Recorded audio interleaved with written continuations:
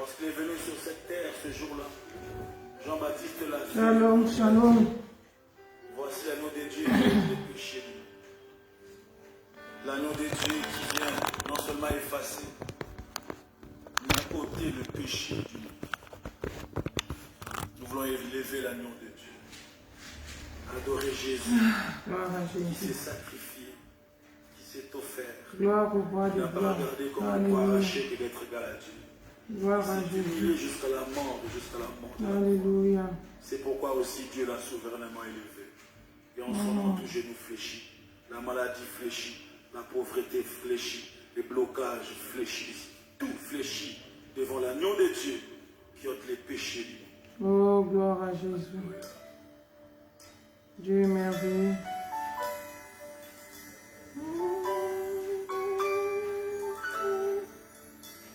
Alléluia.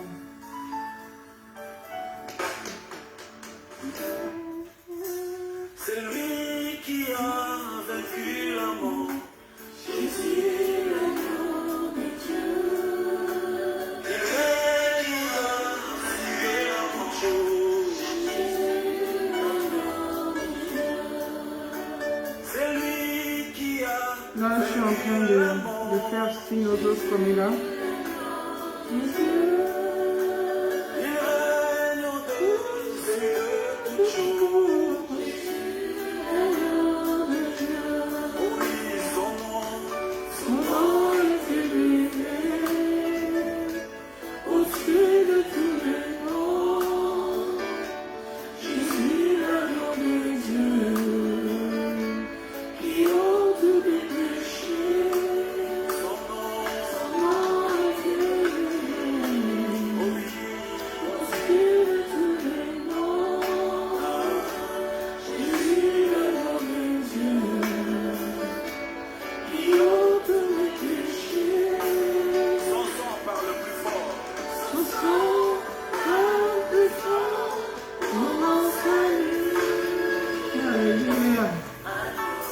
Et Dieu, Jésus, agneau de Dieu, agneau de Dieu, l'agneau de Dieu, Dieu sans sans tache. tache. Jésus, Agneau de Dieu, agneau messager de la grâce. agneau de Dieu, Oh oui, son son nom. nom est élevé au-dessus de tous les noms. Oh oui, Jésus, l'agneau de Dieu, qui ôte mes péchés. Son nom est élevé au-dessus de tous les noms. Shalom, shalom. L'agneau de Dieu, qui ôte les péchés. son sang parle plus fort pour mon salut. Son sang parle plus fort pour mon salut. Agneau de Dieu. À la croix, il a pris ma place. Amen, amen, amen. On était en train d'écouter les cantiques qui dit Jésus, l'agneau de Dieu. C'est lui qui a pris notre place à la croix. Voilà, nous bénissons le Seigneur, nous le rendons grâce pour la grâce qu'il nous accorde d'être encore là. Il nous accorde la grâce d'être encore là aujourd'hui. Nous lui disons merci, nous le bénissons. Il nous a gardés toute la semaine. J'espère que le Seigneur t'a gardé aussi, que tu te portes bien par la grâce de Dieu. Donc voilà, nous sommes là dans le cadre de notre programme que nous avons l'habitude de faire chaque samedi à 11h, heure de Paris.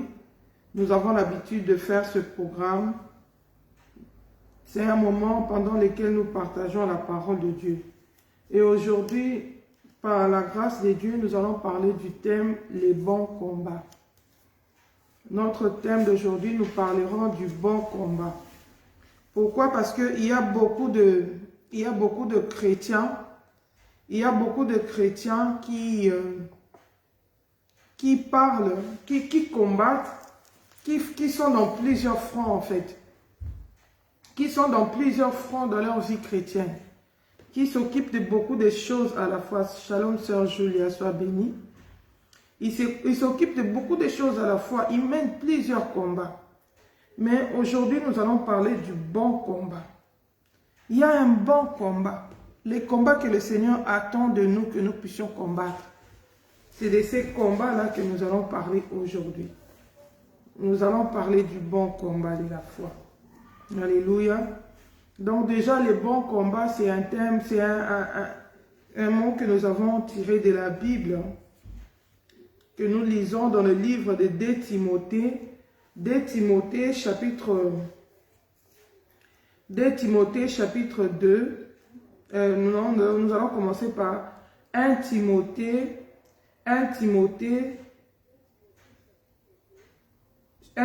chapitre 6, verset 6 à 12. 1 Timothée chapitre 6, verset 6 à 12. Là, c'est notre texte de base d'aujourd'hui. On en parlait. Donc, j'ouvre un peu la parole de Dieu. Je vais prendre le livre de 1 Timothée. Nous allons lire ça par la grâce de Dieu.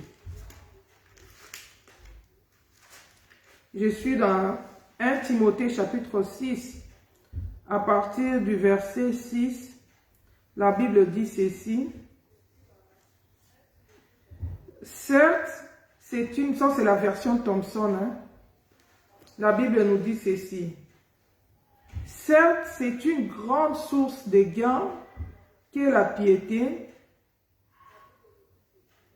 Si l'on se contente de ce que l'on a, de ce qu'on a, car nous n'avons rien à porter dans le monde, comme aussi nous n'en pouvons rien emporter. Si donc nous avons la nourriture et les vêtements, cela nous suffira. Ça, c'est un conseil que l'apôtre Paul donnait à son fils Timothée.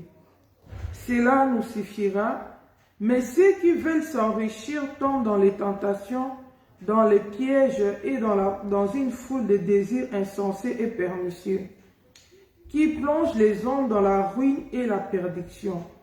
Car l'amour de l'argent est la racine de tous les maux, et quelques-uns, pour s'y être adonnés, se sont égarés loin de la face, se sont égarés loin de la foi, et se sont infligés à eux-mêmes bien de tourments. Pour toi, homme de Dieu, fuis ces choses et recherche la justice, la piété, la foi, l'amour, la patience, la douceur. Combat le bon combat de la foi. Saisis la vie éternelle à laquelle tu as été appelé et pour laquelle tu as prononcé cette belle confession en présence d'un grand nombre de témoins. Parole du Seigneur. Ici, c'est l'apôtre Paul. L'apôtre Paul donne conseil. Il donne un conseil à son fils. À son fils qui s'appelle Timothée. La lettre, c'est écrit à Timothée. L'apôtre Paul donne conseil à Timothée. Il lui dit parce que dans la vie, il y a beaucoup de choses. Je crois par la grâce de Dieu, la semaine écoulée, là, nous avions parlé comment dire, quand on marche dans la vie chrétienne, il y a de pressions qui viennent de l'extérieur. Un chrétien doit marcher, doit se focaliser sur Christ. Il ne doit pas se laisser influencer par l'extérieur. Mais ici, le combat dont on parle ici, c'est d'abord le combat personnel.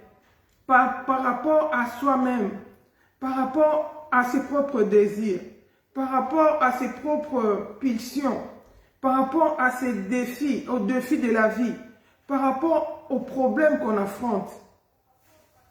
Bien-aimé, il faut vraiment lutter parce que ce n'est pas facile. Le premier ennemi de l'homme, c'est la chair, c'est son propre corps. Le corps, la chair, la Bible nous dit que la chair a des désirs qui sont contraires à celui de l'esprit. La chair a ses propres désirs. dans la chair, il y a de la convoitise. Il y a les désirs de la chair. Les désirs de la chair nous poussent au péché. Mais en dehors de ces désirs de la chair, nous avons l'Esprit de Dieu qui est en nous. C'est que Paul appelle la loi de mon entendement. Parce que Paul pouvait dire, il dit, j'ai remarqué quelque chose en moi. Le bien que je veux faire, je n'arrive pas à le faire. Mais le mal que je ne veux pas faire, je le fais. Ça veut dire qu'il y a une loi en moi qui lutte contre la loi de mon entendement. Il y a une loi du péché qui lutte contre la loi de mon entendement. Ce qui fait que ce que je ne veux pas faire, je le fais. Bien-aimé, en tant que chrétien, il y a beaucoup de défis qu'on traverse. Pour un enfant de Dieu, un vrai chrétien, tu dois savoir que c'est une lutte, c'est un combat. La vie chrétienne, c'est un combat. Ce n'est pas quelque chose qui va venir dans la facilité. La vie chrétienne, ce n'est pas que tout te sera facile, rien ne sera compliqué. Non, c'est un combat de tous les jours. Alors tu dois lutter, alors tu dois t'efforcer, alors tu dois travailler. Shalom, Rick, sois béni. Tu dois travailler par rapport à ta vie chrétienne.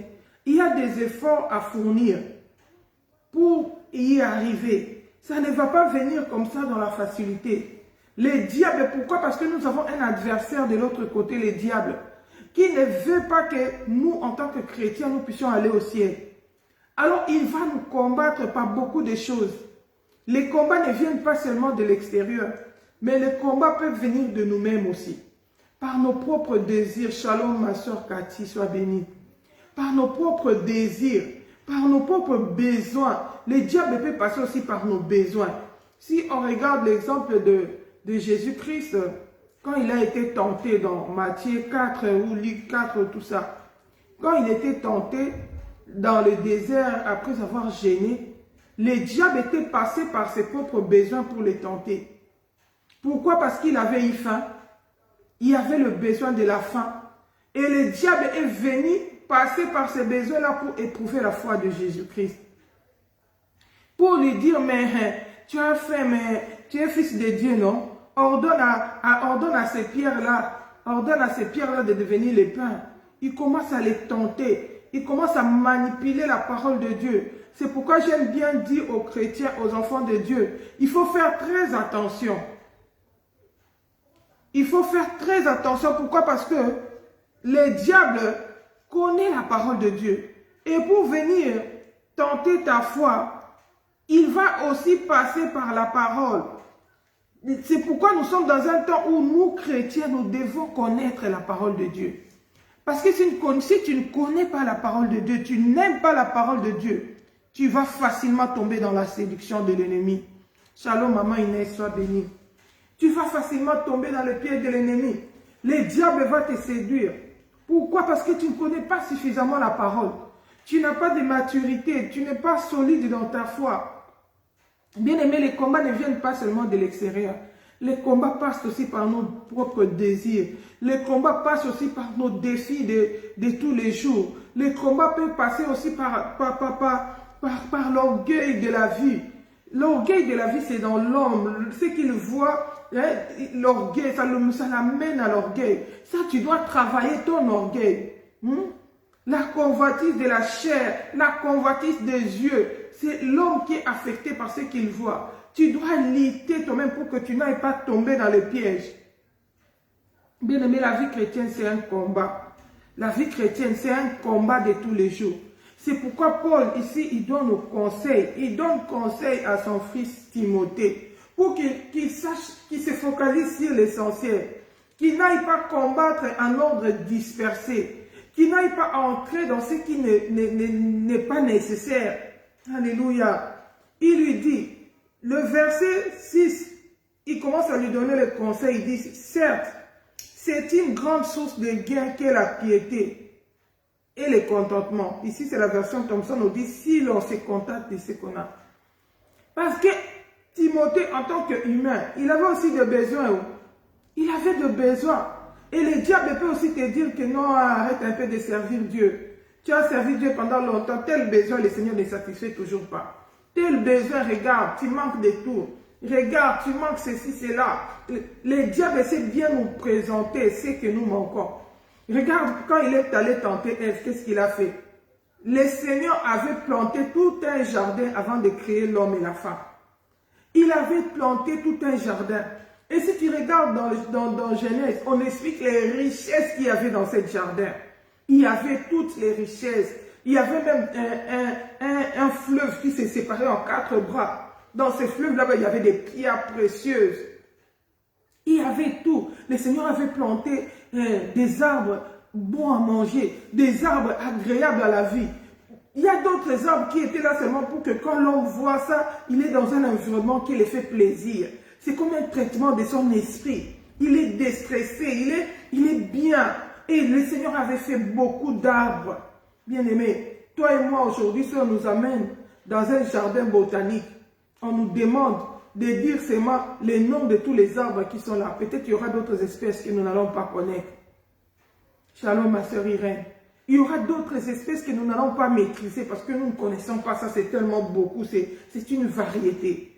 Mais bien aimé, dans tous ces arbres-là, le Seigneur interdit seulement l'arbre de la connaissance du bien et du mal. Un seul. Mais le diable, pas seulement parce qu'il manque là, parce que Dieu interdit. Est-ce que Dieu a-t-il réellement dit? Oh bien-aimé, il a fait oublier à la femme toutes les arbres que le Seigneur avait donnés, toutes les bénédictions que le Seigneur avait données, toutes les bontés que le Seigneur avait manifestées. Il lui a montré seulement l'arbre qui était défendu. Non, et la femme lui dit, non, le Seigneur nous a donné tout ça. Il a dit, on peut manger de tout. Seulement celui-là, il a interdit. Non, il faut seulement toucher celui-là, l'interdit. Satan savait que si l'interdit entre dans ta vie, Dieu va te rejeter. Si l'interdit entre dans ta vie, tu ne seras plus agréable à Dieu. Le royaume des cieux, ça ne sera plus pour toi. Il vient exciter la femme seulement dans ce que Dieu avait interdit. Et comme ça, les désirs sont nés dans le cœur de la femme. Sa vision même, sa compréhension a été changée. Si tu regardes, la Bible dit, quand la femme avait déjà écouté là, elle était déjà séduite. Sa manière de voir les choses ont changé. Sa manière de voir les choses ont changé. Et la femme, la Bible dit que quand la femme a écouté, le verset 6, elle a été séduite, la Bible dit, la femme vit que l'arbre était bon à manger. Elle change d'avis.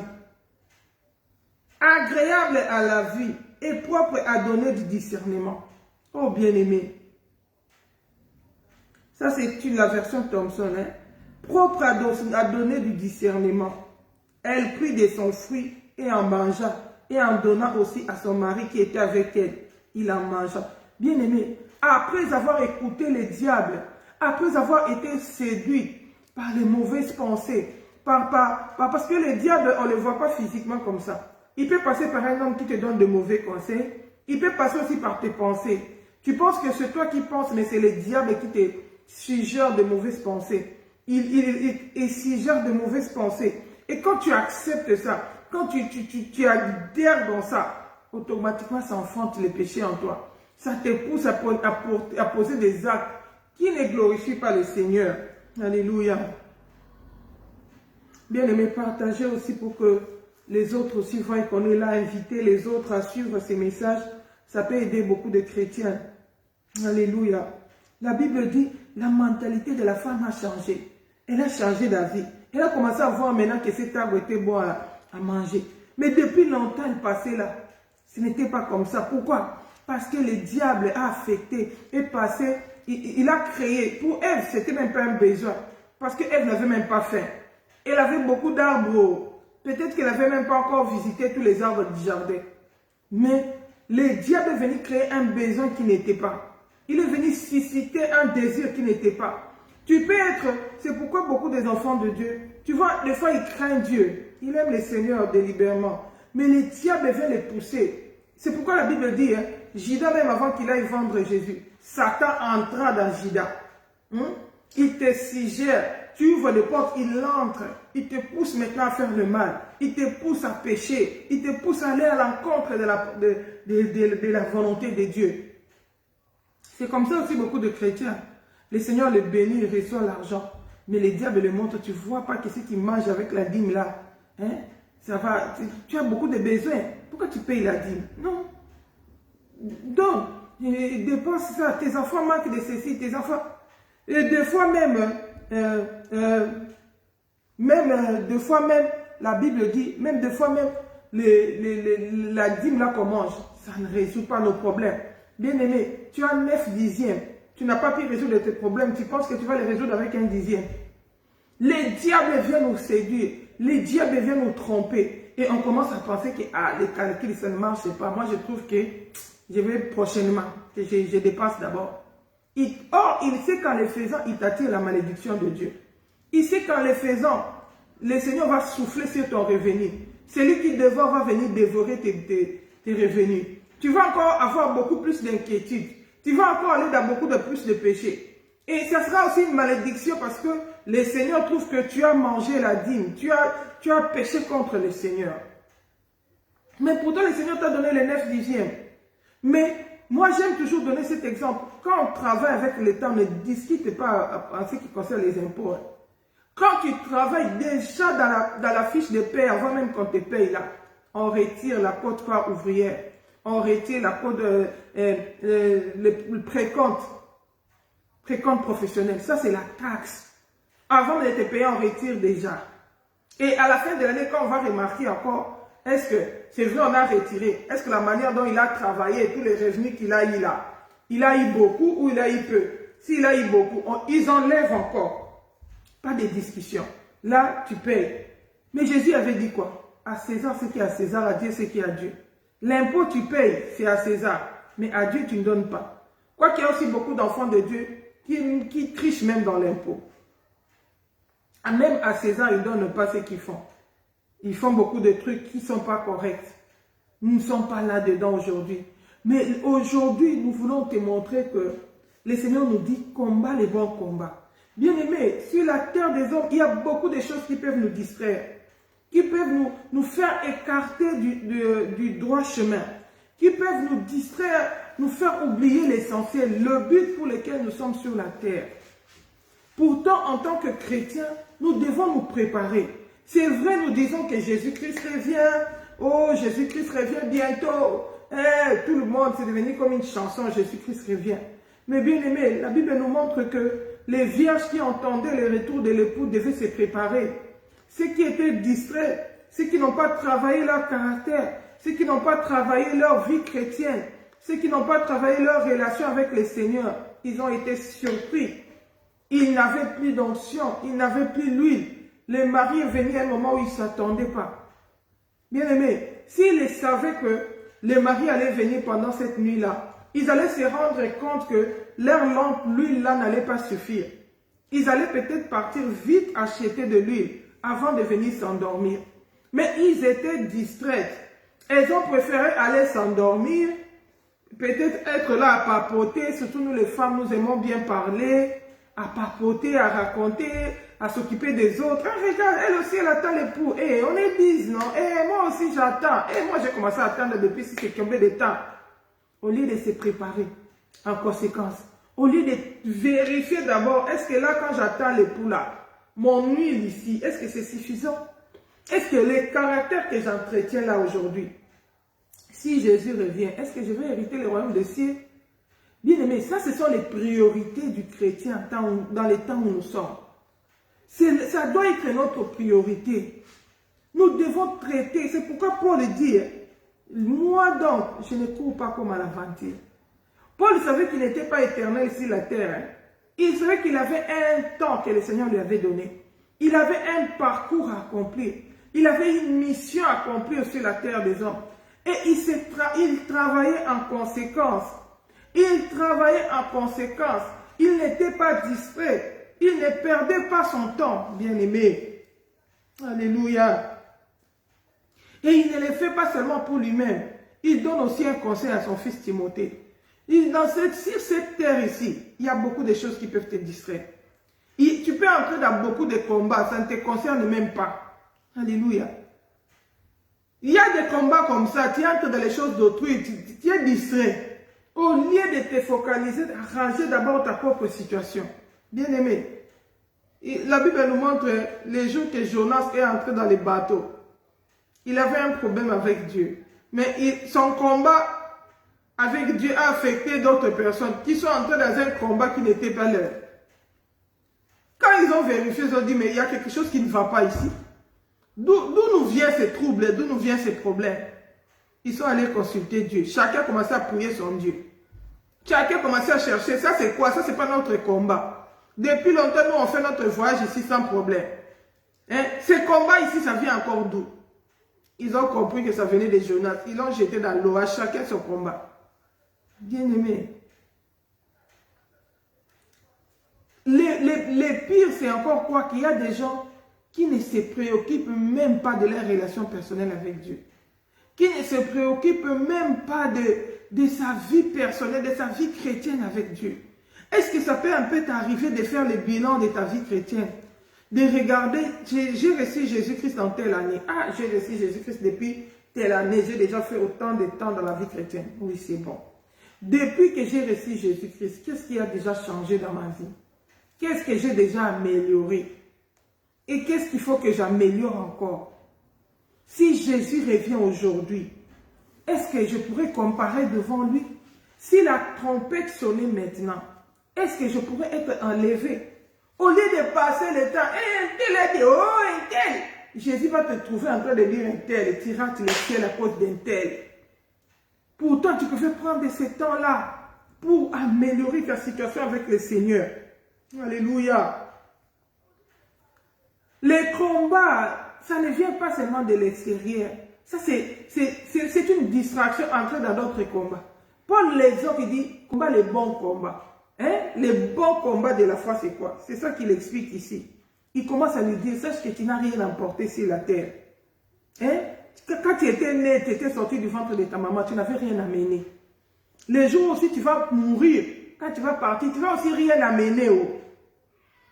Ça veut dire que si la terre, si Dieu ne te donne ne fût-ce que la nourriture et les vêtements, cela te suffit. Bien aimé, si la terre des hommes, on a beaucoup de besoins. Hein? On a beaucoup de besoins sur la terre des hommes. Mais Dieu veut seulement te dire, ne t'inquiète pas. Il ne t'interdit pas de demander. La Bible dit, demandez afin que votre joie soit parfaite. Quand j'ai des besoins, je dois les demander au Seigneur. La Bible dit, déchargez-vous sur lui de tous vos soucis, de tous vos fardeaux. Introduis ta demande auprès du Seigneur. Il dit, demandez afin que votre joie soit parfaite. Mais quand tu as introduit ta demande là, fais attention à ta vie chrétienne. Continue la marche. Ne t'arrête pas. Que ça ne devienne pas un obstacle pour toi. Parce que du reste, tu n'as rien amené sur la terre. Tu es en train de passer. Tu vas aussi rien emporter. Bien aimé, même si tu penses que, ah non, si j'ai ça, ah je serai bien, je serai comblé. Tu vas te rendre compte que quand tu auras encore ce que tu demandes là, il y aura encore d'autres besoins. Tu ne seras jamais comblé. Les besoins de l'homme sont illimités. Au fur et à mesure qu'on s'élève, au fur et à mesure les besoins augmentent. Bien aimé, c'est pour comprendre ça, regarde un petit enfant. La Bible dit, les royaumes de cieux, c'est pour ceux qui les prennent comme les petits enfants. Un petit enfant, il ne se soucie de rien. Il n'a pas les soucis de la vie. C'est pourquoi il y a certaines maladies, ça ne commence qu'à certain âge. Oh, l'hypertension. Oh, ça ne commence qu'à certain âge. Pourquoi? L'homme est embarrassé des soucis de la vie. Il y a trop de charges dans la tête. Il y a trop de pensées, de multitudes de pensées. Ça commence à tirer même des maladies. Ça commence à affecter même le fonctionnement de ton corps humain. Tu commences à détruire même le temple du Seigneur sans te rendre compte. Pourquoi? Pourquoi? Parce que tu as les soucis de la vie. Tu veux que ça marche. Tu veux que ça soit comme ça. Tu veux que ça soit comme ça. Bien aimé, avoir des désirs, ce n'est pas un problème. Mais le problème, c'est comment tu gères les désirs là. Alléluia. Jésus aussi avait eu faim. Il avait eu faim. Dans son ministère, il a eu faim beaucoup de fois. Même quand on nous montre devant la femme samaritaine, il avait aussi eu faim. Les apôtres sont même partis acheter à manger. Il est resté. Mais il ne s'est pas arrêté dans sa famille. Il a continué à évangéliser. Il a commencé à s'occuper de la femme samaritaine pendant qu'il n'avait pas encore mangé. Si c'est toi, tu allais nous sortir la phrase qu'on nous dit, hey, va ta famille n'a pas d'oreille, attendez d'abord si je mange. Maintenant, ne me posez pas des questions. Ça, c'est l'homme. Alléluia. Mais Jésus, il a un peu sacrifié sa faim d'abord pour s'occuper d'une âme, pour se prendre d'abord soin des élèves de Dieu. À tel point que quand les disciples sont arrivés, ils étaient scandalisés. Quelqu'un lui a déjà donné à manger. Pourquoi il se préoccupe? Mais il avait faim, non? Jésus les a dit, vous ne savez pas que j'ai à manger une autre nourriture. Bien aimé. Ça veut dire que rien ne doit te séparer de l'amour de Dieu. Rien ne doit devenir obstacle entre toi et le Seigneur. Parce que le Seigneur Jésus-Christ est en train de revenir. La Bible, le Seigneur te dit, si tu as le Fils que la nourriture et les vêtements, bénis-les, continue à les servir, avance dans ta vie chrétienne. Mais si toi tu dis non, que le Seigneur fasse d'abord ceci. Un jour, je suivais un témoignage d'une sœur, je ne sais plus si c'était une sœur ou un frère, où il voyait des gens, des missionnaires, des gens qui allaient faire l'œuvre de Dieu. Le Seigneur lui dit, tu vois, ça, ce sont mes serviteurs, qui ne disent pas que je puisse d'abord les bénir avant d'aller évangéliser. Qui n'exigent pas, Seigneur, fais-moi d'abord ceci, et puis je vais te servir. Bien-aimé, la Bible dit, qui a donné en premier à Dieu pour qu'il puisse lui exiger quelque chose. Tout ce que nous recevons, c'est par la grâce. Nous ne méritons pas. Qui a donné premièrement à Dieu pour qu'il vienne lui dire, je t'avais donné ça, rembourse-moi. Donc s'il nous donne, c'est parce qu'il le veut. C'est par son amour qu'il le fait. Mais nous devons continuer dans notre marche, dans notre vie chrétienne. Nous devons travailler, continuer à arranger notre relation avec Dieu.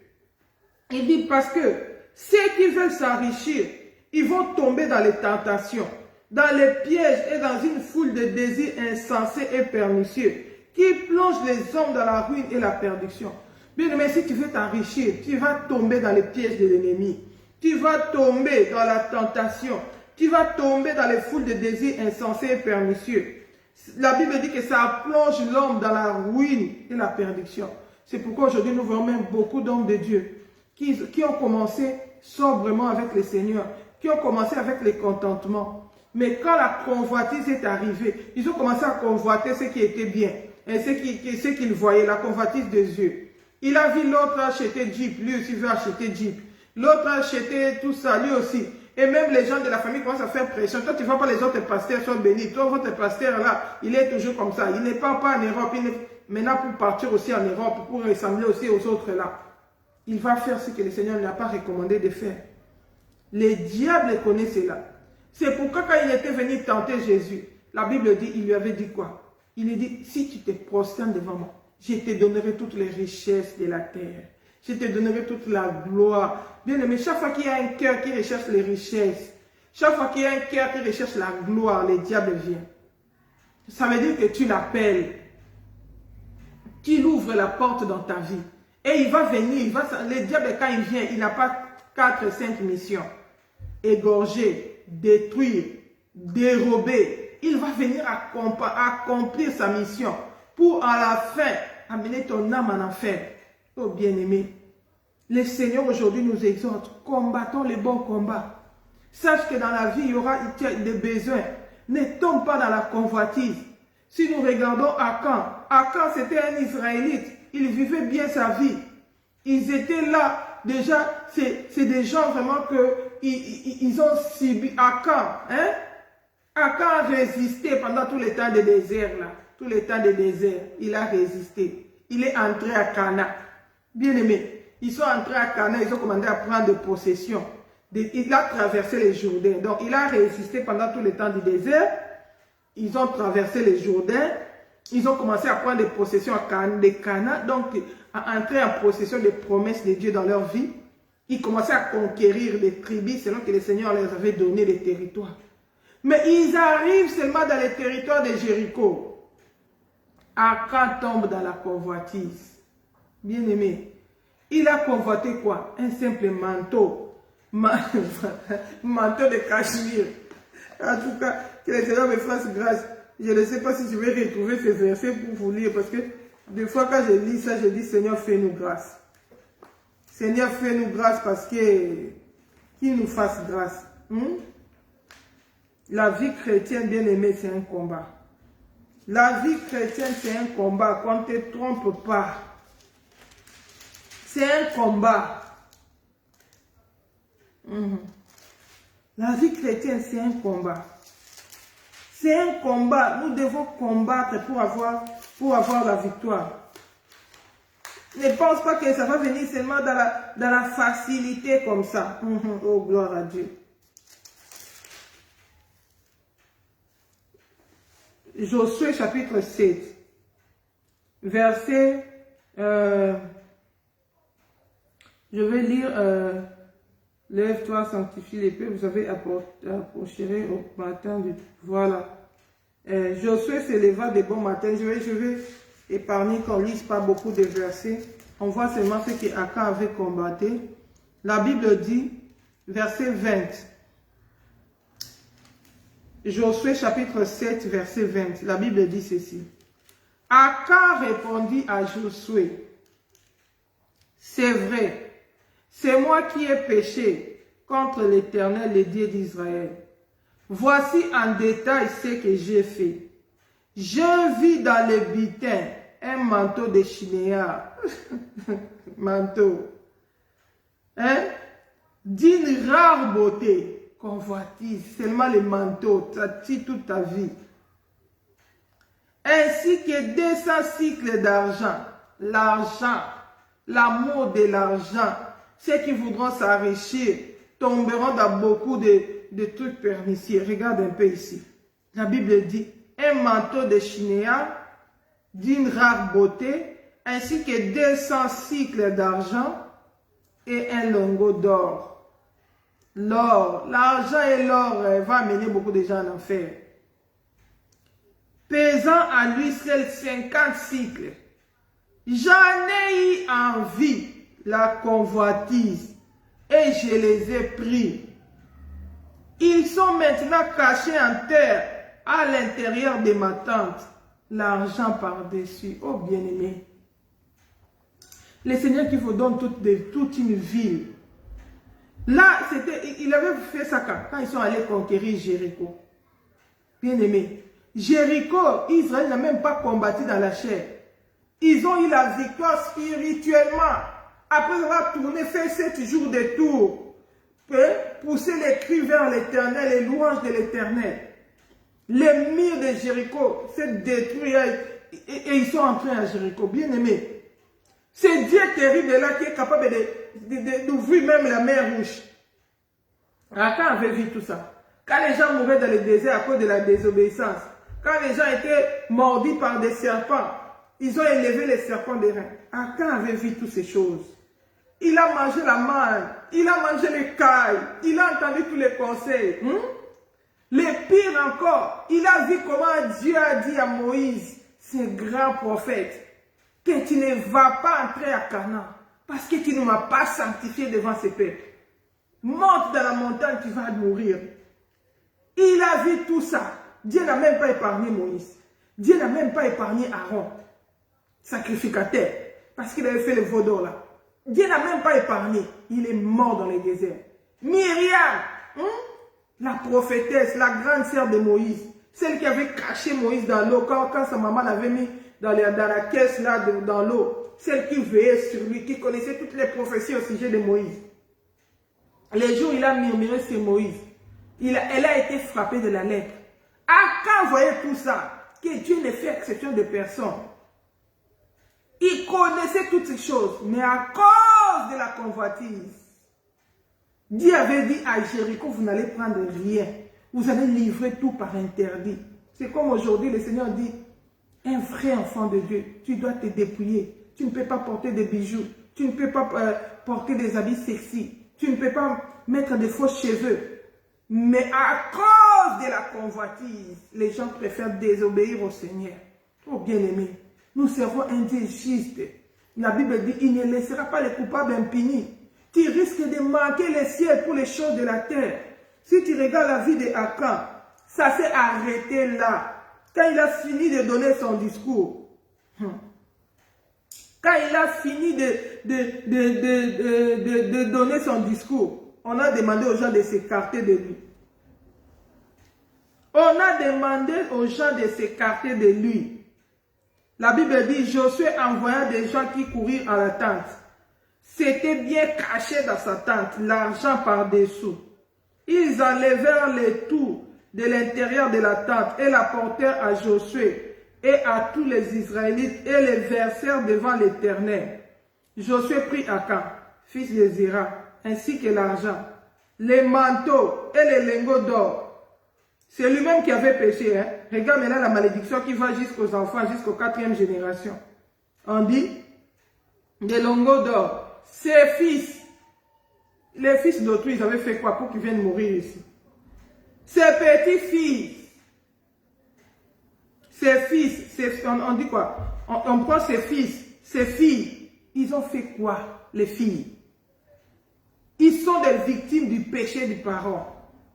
Et ces bœufs, on tue même les bœufs d'autrui, ses ânes, son petit bétail, toute sa richesse part.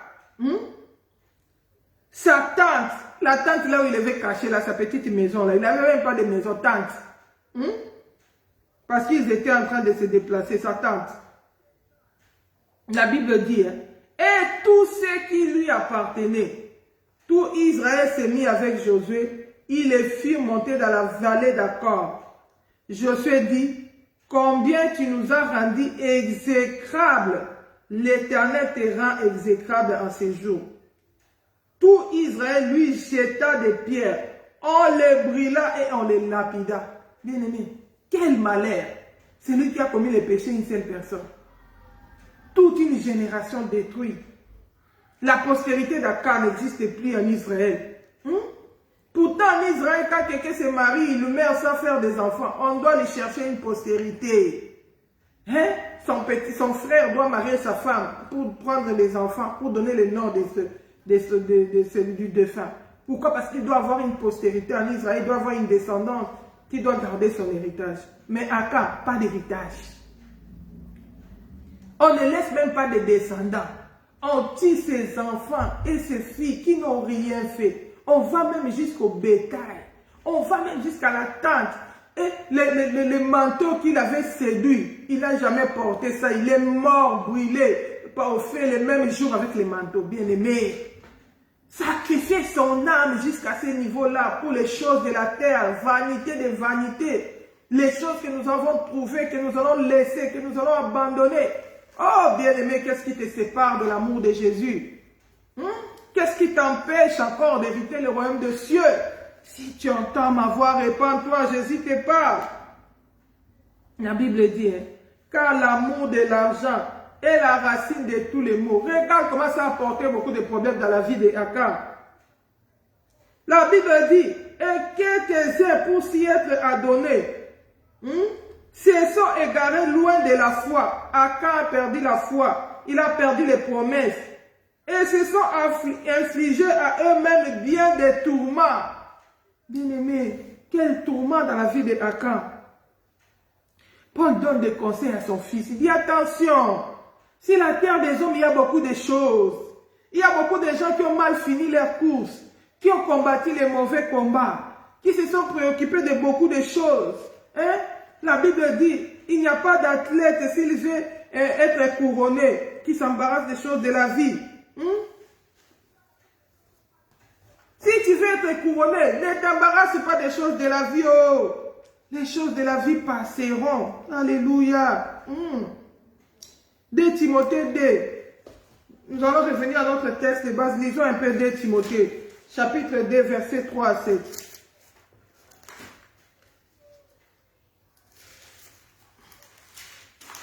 « 2 Timothée 2, 3 à 7. La Bible dit quoi? Souffre avec moi comme un bon soldat du Christ Jésus. Il n'est pas de soldat en campagne qui s'embarrasse des affaires de la vie s'il veut plaire à celui qui l'a enrôlé. Et l'athlète n'est pas couronné s'il n'a combattu suivant les règles. Les laboureurs qui peinent doivent être les premiers à recueillir les fruits. Bien-aimés, la vie chrétienne, pour être couronné, il faut combattre les bons combats de la foi. Ne t'embarrasse pas des choses de la vie.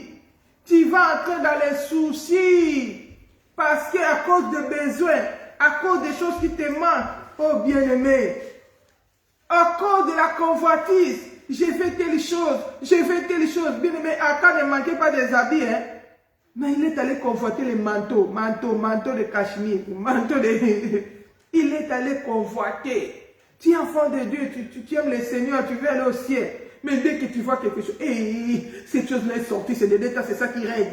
C'est des états, c'est ça qu'on porte. Et moi aussi, je dois voir ça. Oh bien-aimé, c'est comme avec les faux cheveux ici, des Kabelo, quand c'est arrivé. Tout le monde brésilien, les filles et les sœurs en Christ sont allées même dans la fornication pour seulement voir les faux cheveux. Ils sont allés même coucher avec des hommes pour qu'on leur achète des faux cheveux. Des trucs de l'idolâtrie. Ils ont vendu même leur âme. Pourquoi? Faux cheveux. Pourquoi? Parce qu'il a vu les gens avec ça. Avant, nous, on ne mettait pas les Brésiliens, ça n'existait pas. C'est quand c'est arrivé, on a vu les autres. Ah, moi aussi. Bien-aimé, des désirs créés par la convoitise, par l'envie, parce que tu as vu les autres avec ça. Bien-aimé, si tu m'entends, répands-toi. Jésus-Christ est à la porte, il est en train de revenir. Il n'y a pas de soldat, s'il veut plaire à celui qui l'a enrôlé, qui va s'embarrasser des choses de la vie. Oh bien-aimé, focalise-toi vers le ciel. Travaille pour ton salut. Il commence à donner maintenant conseil à son fils Timothée. Je retourne dans notre texte de 1 Timothée 6, le verset 11. Il dit, pour toi, homme de Dieu, fuis ces choses, recherche la justice. Un enfant de Dieu doit rechercher la justice. Veille à ce que tu sois juste, tu ne sois pas injuste. Même quand tu tranches des problèmes, même quand il y a beaucoup de gens, il applique la justice quand il s'agit d'autres personnes. Ah là, il est juge. Non, c'est toi qui as la faute, il ne fallait pas faire ceci. Mais quand il s'agit de lui-même, non. Il abandonne toute la justice de Dieu. Il commence à regarder son intérêt. Il commence à regarder sa gloire. Bien-aimé, nous servons un Dieu qui est juste. La Bible dit, le Seigneur ne fait exception de personne. Tout à l'heure, nous avons donné l'exemple de Moïse. C'est même Moïse, quand Myriam a murmuré contre lui, le Seigneur a frappé Myriam de la lèpre. Mais le même Moïse, le Seigneur lui a dit, tu n'entreras pas à Canaan. Parce que tu ne m'as pas sanctifié devant ces peuples. Bien aimé, c'est pourquoi dans la vie chrétienne, ça ne sert même pas de s'évangile. Il y a un vengeur qui a dit, à moi la colère, à moi la rétribution. Qui est juste. Parce que nous les hommes, nous pouvons nous tromper dans notre analyse. Nous pouvons nous tromper dans notre jugement. Mais Dieu voit tout. Il est le témoin fidèle. Tout est à nu découvert devant lui. Il n'y a rien qu'il ne maîtrise. Bien-aimés, craignons le Seigneur. Craignons le Seigneur. Soyons justes. La Bible dit applique la justice. Surtout dans les églises, c'est terrible. C'est terrible. Tu vas voir d'autres personnes, quand c'est une autre personne, par exemple, qui est en deuil, qui a une fête ou qui a quelque chose qu'on doit soutenir. Lui, il s'en fout. Mais quand c'est son tour, on n'a pas fait. Je quitte l'église. Là-bas, il n'y a pas l'amour. Tu vas lui demander, tu as déjà contribué pour d'autres personnes dans combien?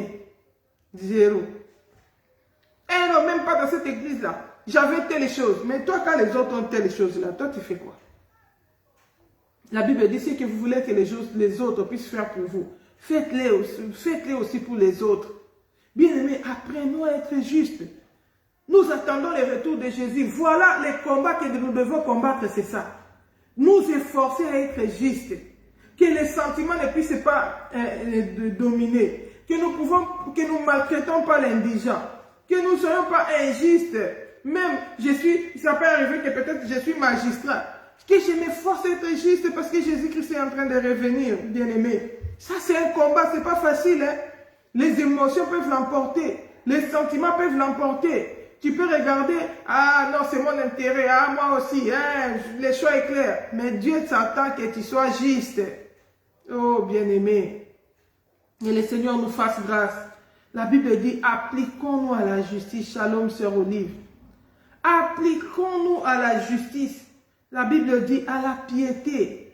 Nous devons nous appliquer à la piété. Nous devons marcher dans la sainteté, dans la pureté. Oh bien-aimé, pas dans l'impureté.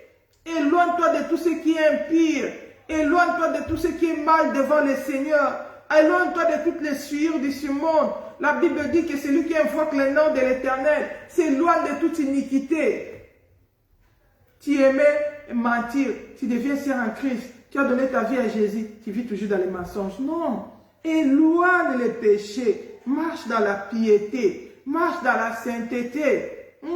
Tu étais calomniateur, rapporteur, comme la Bible dit. Celui qui rapporte, les rapporteurs divisent les amis.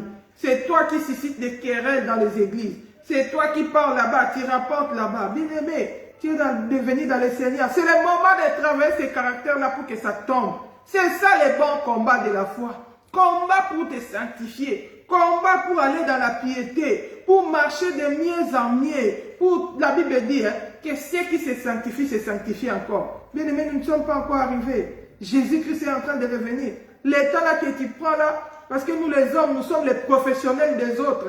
Nous connaissons toutes les solutions des problèmes des autres, mais nous n'avons pas de solutions pour nos propres problèmes. Nous sommes les spécialistes et les juges des autres, mais nous n'arrivons pas à nous juger de nous-mêmes. Si on dit ma soeur de juger, la Bible dit l'homme spirituel juge de tout. Tu ne peux pas utiliser cette spiritualité-là pour juger un peu ta vie. Qu'est-ce qui n'est pas encore bien? Est-ce que mon langage, ça glorifie le Seigneur? Est-ce que quand je parle, je communique la grâce de Dieu? Est-ce que je pense les plaies ou quand je parle, je blesse le cœur? Ou quand je parle, je détruis l'œuvre du Seigneur? Bien aimé, c'est le moment de travailler sur soi. C'est ça un peu d'être un peu les professionnels des autres. Traitons notre vie chrétienne. La Bible dit, les vierges là, malgré qu'ils étaient vierges, les faits qui ne se sont pas préparés, l'époux les a trouvés avec toutes ces imperfections-là. L'époux les a trouvés. Vous savez, l'huile, c'est le Saint-Esprit. Le Saint-Esprit a attristé seulement par le péché. Ils avaient gaspillé toute l'onction. L'huile est finie. Au lieu d'arranger ça, ils sont distraits. Ils sont occupés à autre chose. Depuis qu'on a commencé à nous dire que Jésus est en train de revenir, bien aimé, qu'est-ce que tu as déjà amélioré dans ta vie chrétienne? Qu'est-ce que tu as déjà amélioré dans ta marche avec le Seigneur? Peut-être que tu n'as pas de patience. Tu as un cœur qui manque de patience.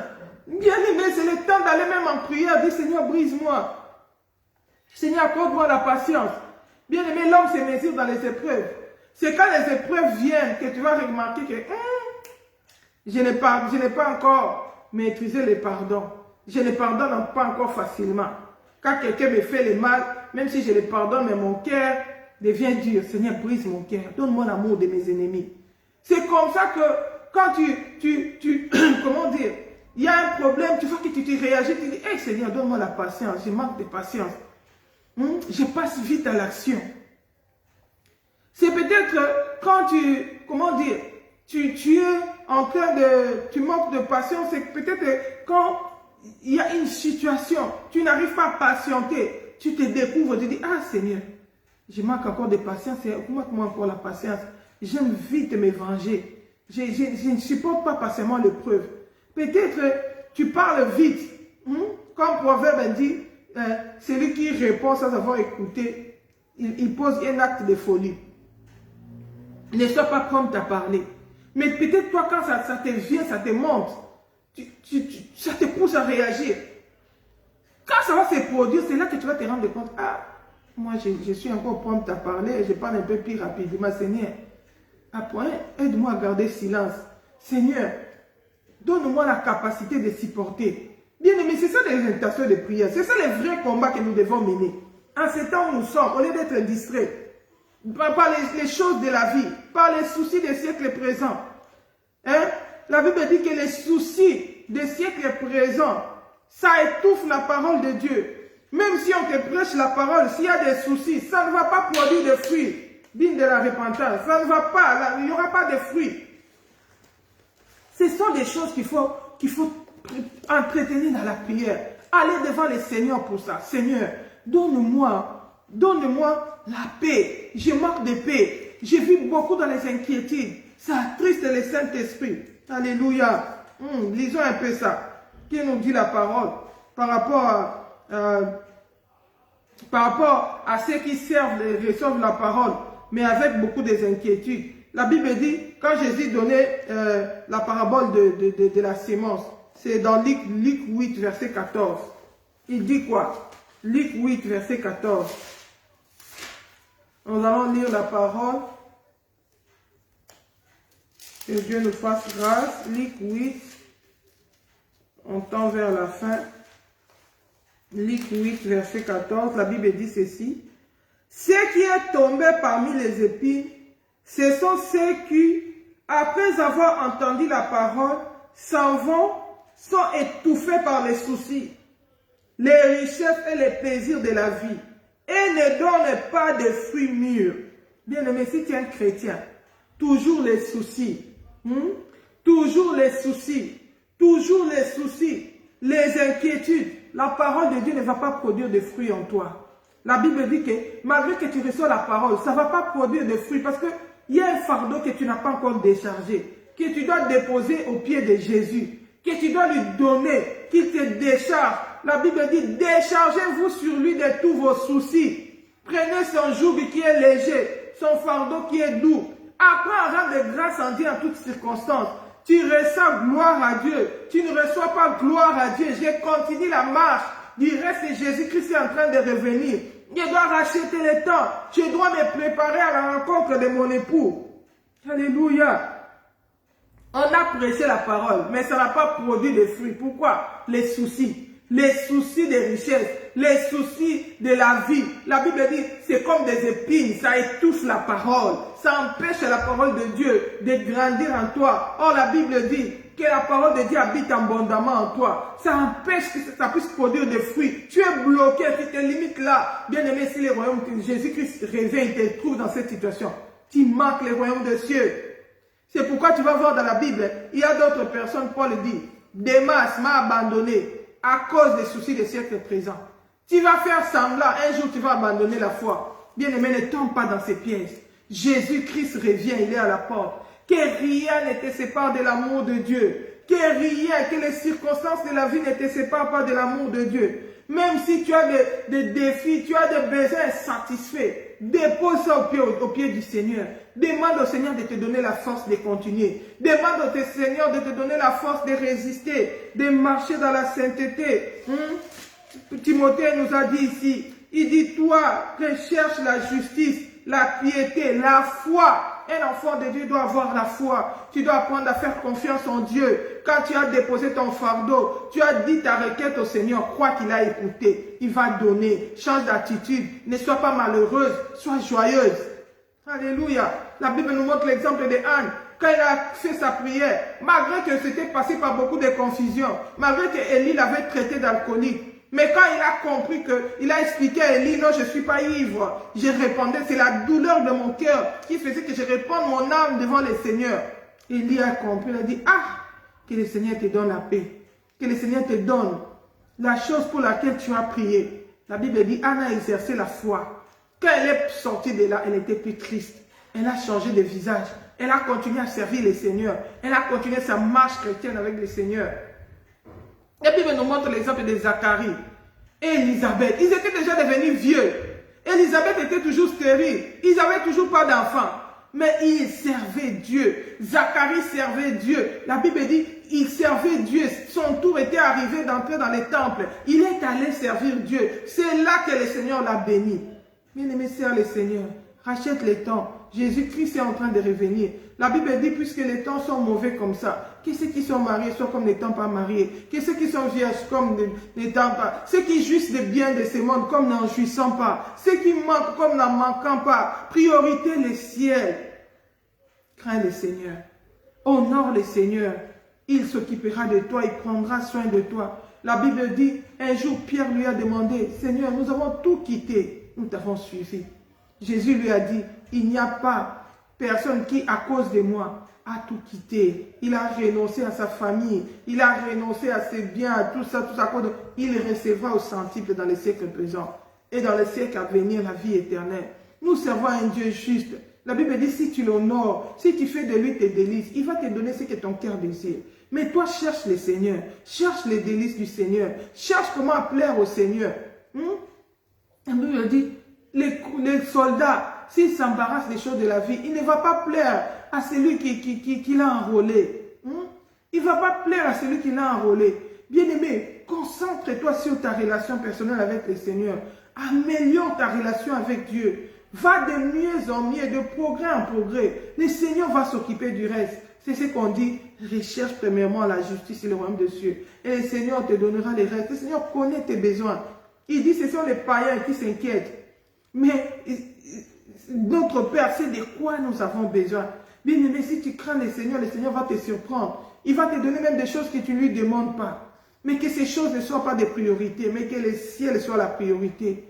Que faire plaisir à Dieu soit la priorité. C'est pourquoi Paul pouvait dire, je traite durement mon corps, je le tiens assujetti, de peur qu'après avoir prêché aux autres, je ne puisse moi-même manquer le royaume. Bien-aimé, traite durement ton corps. Regarde un peu ta vie chrétienne. Qu'est-ce qui ne marche pas encore? Que cela devienne le sujet de tes prières. Que cela devienne le sujet de tes supplications devant le Seigneur. Mène une vie joyeuse dans le Seigneur. Même si tu passes par des moments difficiles. Même si tu passes par des moments de preuve. La confiance en Dieu doit te communiquer la joie. La confiance en Dieu doit te communiquer la paix. La Bible dit l'Éternel est ma force. Bien aimé, si tu regardes la vie de Paul, il était passé par beaucoup de combats, par beaucoup de persécutions. Mais il a dit, je puis tout par celui qui me fortifie. Bien-aimé, que le Saint-Esprit te donne la force.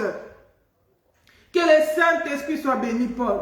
Que le Saint-Esprit te donne la force de surmonter toutes les épreuves de ta vie. Que tu sois plus que vainqueur. Que tu mènes une vie joyeuse et victorieuse en Christ. Que rien ne te sépare de l'amour de Jésus-Christ. Voilà, bien-aimé, nous allons nous arrêter là pour aujourd'hui. Si Jésus-Christ ne revient pas, on se retrouve le samedi prochain à la même heure, 11h de Paris. 11h heure de Paris. Mais en attendant, souvenons-nous que Jésus revient. Nous devons travailler avec crainte et tremblement pour notre salut. Que les choses de ce monde, que les besoins de la terre ne nous séparent pas de l'amour de Dieu. Que nous ne puissions pas tomber dans la convoitise, comme Achan, qui est tombé dans la convoitise, qui a mené la destruction de toute une famille. L'histoire de toute une famille a été effacée sur la terre à cause de la convoitise, à cause de l'amour de l'argent, à cause de l'amour de l'or. Oh bien-aimé, jette l'or dans la poussière, que Jésus-Christ devienne ton or, que Jésus-Christ soit l'élément le plus important de ta vie. Que le Seigneur vous bénisse. Passez un bon week-end avec Jésus. On se retrouve par la grâce de Dieu le samedi prochain à 11h heure de Paris. Shalom, shalom, soyez bénis tous les gens qui m'ont suivi. Maman Ruth, sois bénie, maman Inès, frère Paul, sois béni, maman Irène, maman, ma soeur Cathy, toutes les bien-aimés qui nous ont suivis, même ceux qui auront l'occasion de nous suivre encore en différé, que le Seigneur vous bénisse, qu'il vous garde fidèle à lui, et que le jour qu'il viendra, nous puissions ensemble chanter Alléluia dans le ciel. Amen, shalom.